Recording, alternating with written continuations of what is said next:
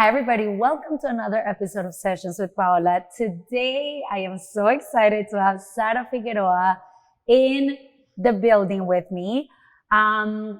Fix and I met at Sex on the Beach. She was attending my workshop. And then after that, we just connected and we've had a lot of conversations about sexuality and men. So this episode is dedicated to all the men out there that really need more spaces to be able to talk out about emotions, understand vulnerability, sexual trauma. So today we're going to talk about sexual trauma and we'll unpack that together. But before I go on, let me start by introducing Sara Fix. So Sara Maria Figueroa is a Latinx licensed mental health counselor based in Miami who specializes in sex therapy. She's a kink-informed, sex-positive, and sex-work-positive therapist committed to working with individuals in diverse relationship dynamics and constellations. In her practice, Fix aims to meet clients where they're at by infusing sessions with pop culture and humor. She firmly believes that therapy does not have to be overly serious and should provide a genuine space for connection, laughter, and exploration. Fig's practice predominantly focuses on helping cisgender men address a wide spectrum of challenges such as anxiety, depression, trauma, relationship conflicts, and sexual issues. Her overreaching mission is to establish a safe and inclusive environment where individuals from various backgrounds and relationship dynamics can access the support they need to lead more fulfilling lives. Beautiful. So where I want to start, Fix, because I love stories and I always love to understand what inspired you, what motivated to do the work that you do. Okay. So I started my, practice or working with clients primarily with substance use and personality disorders, which, funny enough, a lot of my clients were men. And I worked them with most manipulative individuals. And it came from a place that I saw that was much more empathetic in a way that they don't know how to speak. They don't know how to express themselves. And to get their message across, they do it probably in the most unhelpful way possible.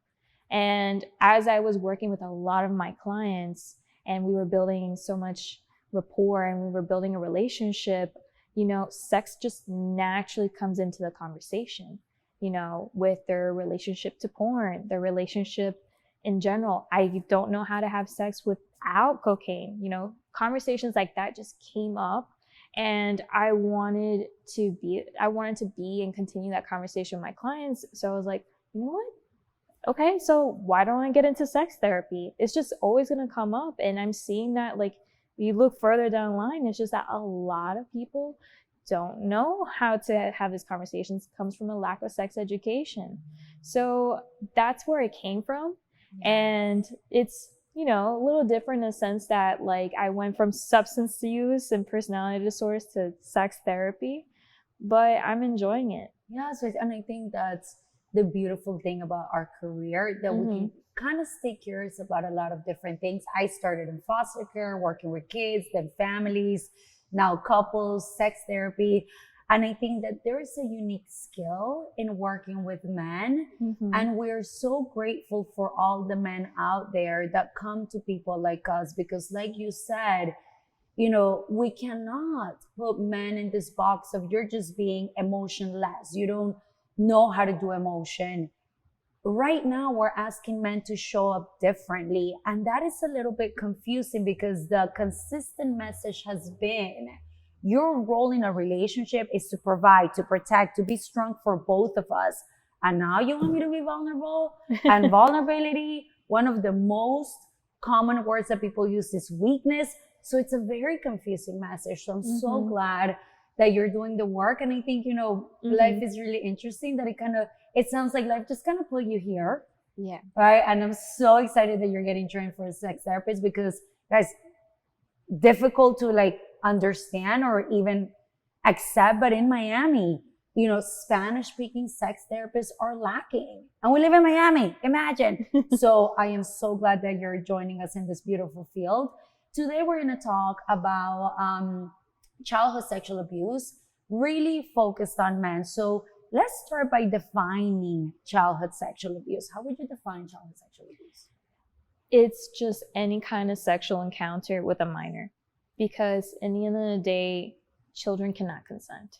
So it can be from, any form of sexual encounter. It can be from fondling. It can be masturbation. It can just be showing children, pretty sexual explicit images. It's exposing children to things that they're not necessarily ready to talk about, don't understand. So I would say is the best way I can explain it. Yes, and you mentioned something that I want to expand on, because this is not one story or two stories. It is a repetitive story where the uncles got together in the basement and watch porn or have porn in the background. Mm-hmm. And other children are exposed to porn in that way. So remember that a child does not need to be touched in order to be abused. It can be exhibitionism or showing kids images that they're just not ready to process.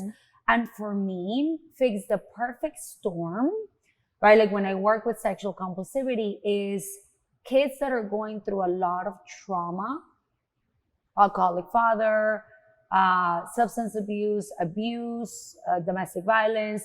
And then they find this little place, whether it's through magazines or porn, where it's like, this is the way that they learn to self-soothe.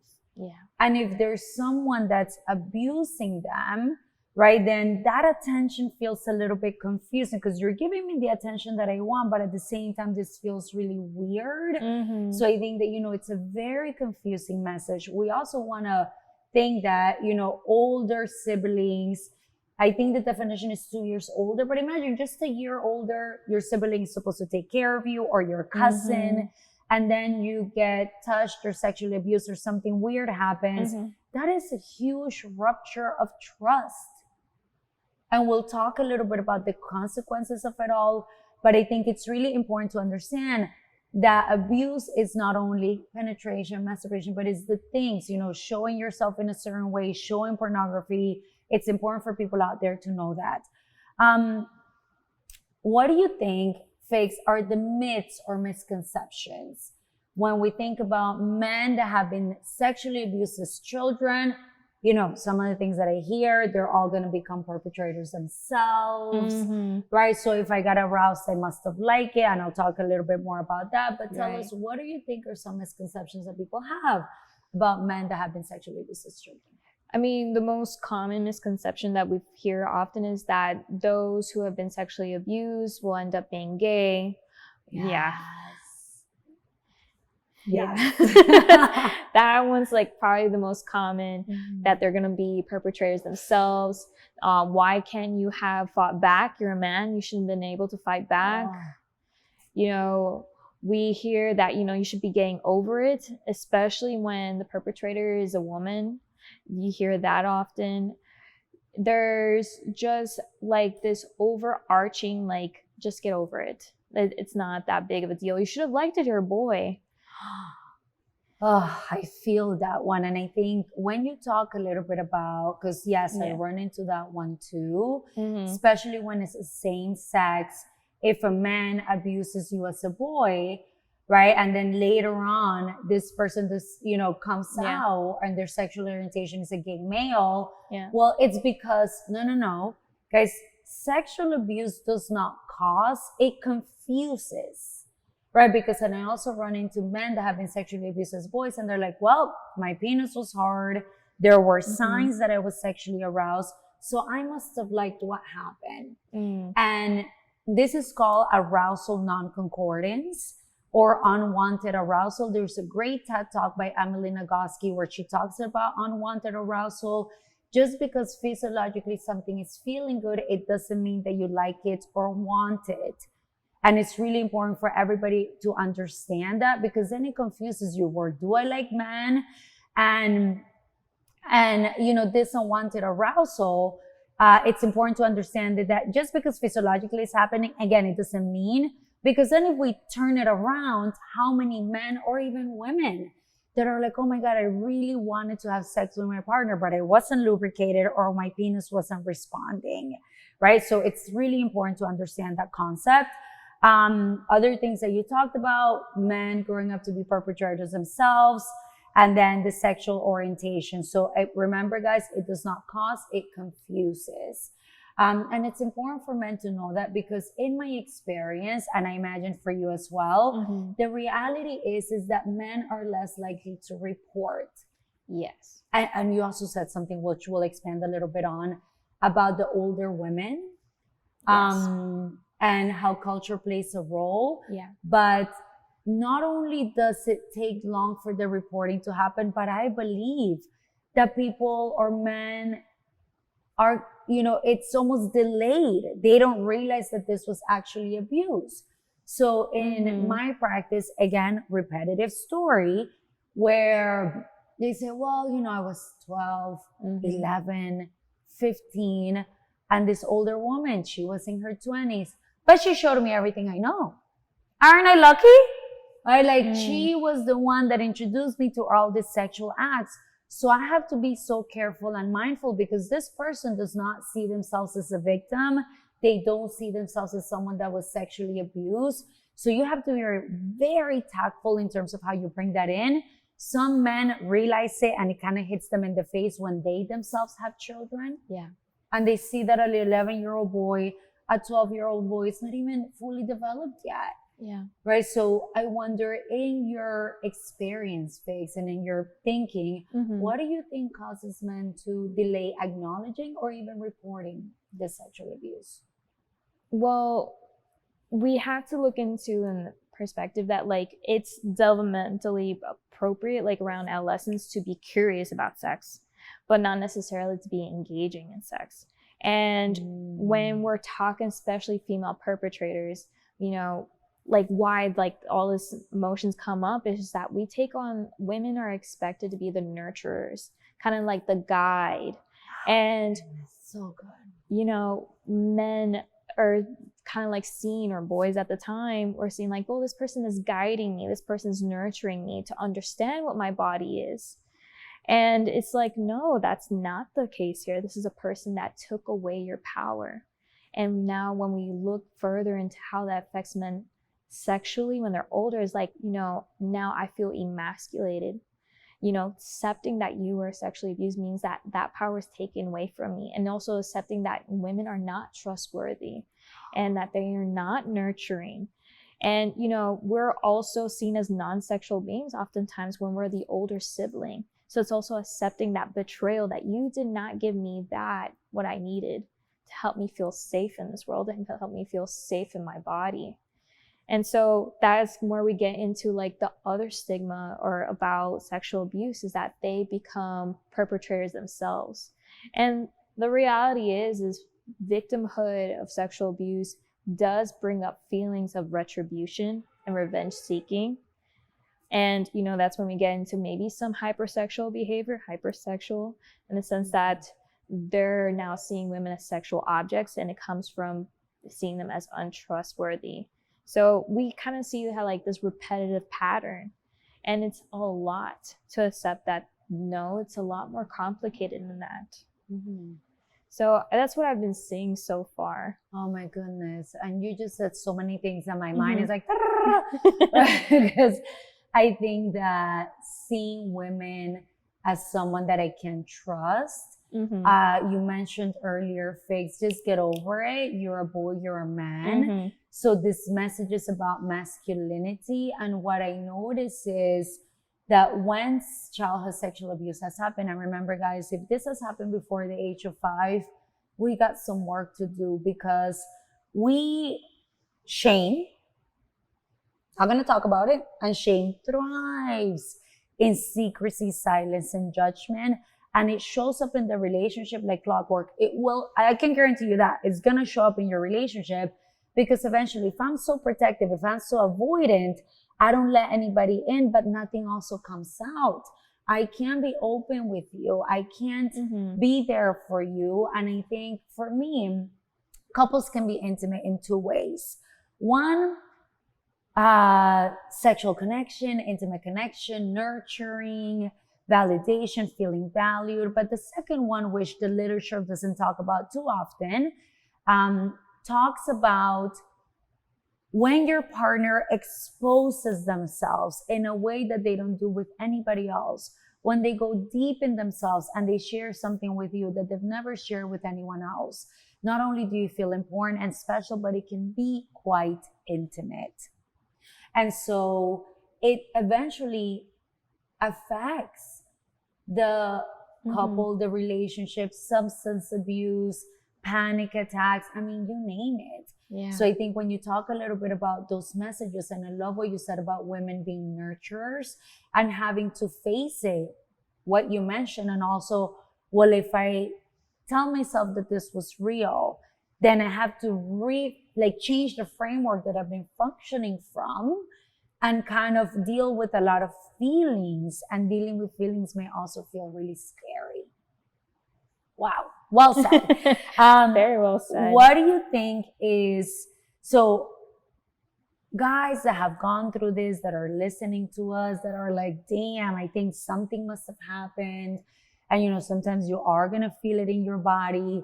How could they start to address this? And what are some resources out there that are available to them if they wanted to start doing the work? Well, if you're located in Florida, I'm more than happy to provide that support. You can find me on social media as Figs Therapy. If addition to therapy and having the space to talk about it, I would also recommend going into NAMI, which is the National Alliance of Mental Illness. And there's one for each city. So there's NAMI Miami. And when you go into, there are support groups, many of which are free for men's mental health.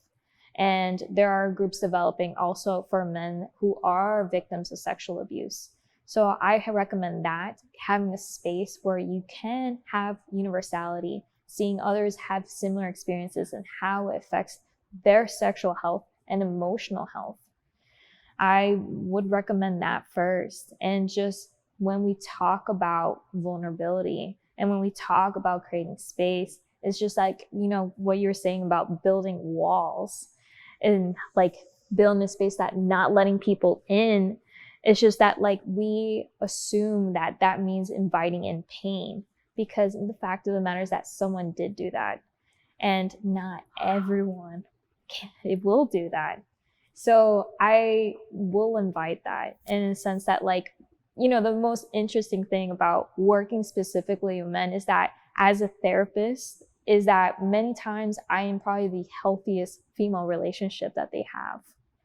That's the beauty of having a therapist that is a female or identifies as such, is that we talk about it. And I invite conversations of what does masculinity mean to you? What does being a man mean to you? And it's great in the sense that I come from an outside perspective. There's no competition. And I just take that space to listen.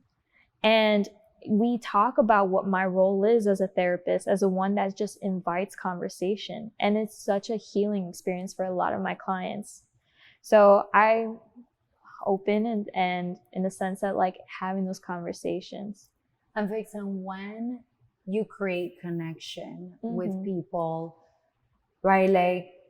Men have a lot to say. There's so much beauty, because I think we have to be aware, guys, that back in the day, men carried their whole families through traumatic experiences. And so there is a lot to say about the admiration that I have, because it's been tough. And I think when you talk about the healthiest relationship, being able to experience that. Another resource that I really like, NAMI is a great one, RAINN, RAINN. I don't know, I can't remember what they stand for. I don't remember either, but I know that. But what I like about them is that not only do they have a lot of statistics, because the reality is that you're not alone. I think one of the statistics I read was 1 in 10 rape victims are male, and 8 out of 10 is by someone that you actually know. And so I think, one, you're not alone. There's a lot of people that have been through this. I also like it because they have a part of how to bring this up to your partner, because your partner feel it, they know it, but putting it, verbalizing it. And they also share stories about people that have gone through this. Of course, breathe as you're reading the stories because they can get a little bit triggering. But there are people like Fix and I who are trained, comfortable, and understand male sexuality, the male perspective. We are here to help. So thank you for giving us the opportunity to enter into your world. Figs, you mentioned a little bit of where can people find you, but please tell us website if they wanted to work with you. How could they reach you? Where can they find you? Yeah, so right now I'm on Psychology Today. You can search up my name, Sara Filgueiras. Mm-hmm. And if you are on Instagram, you can search up Figs Therapy. And I'm also on TikTok as Figs Therapy. And there is my contact information. I'm reachable by email, I'm reachable by phone. And I am currently actually receiving clients by telehealth. And as long as they're in the Florida state, I'm more than happy to help them. Awesome. Thank you so much, Fix, for joining me in this beautiful conversation, guys. Thank you for listening to both of us. Welcome to Sessions with Paola. And up next, we're going to talk about vulnerability. All of this is connected. How do I even begin to be vulnerable? And what do women better need to understand about men's vulnerability so that we don't generalize and put people in boxes, because that never works. Muchas gracias y bienvenidos.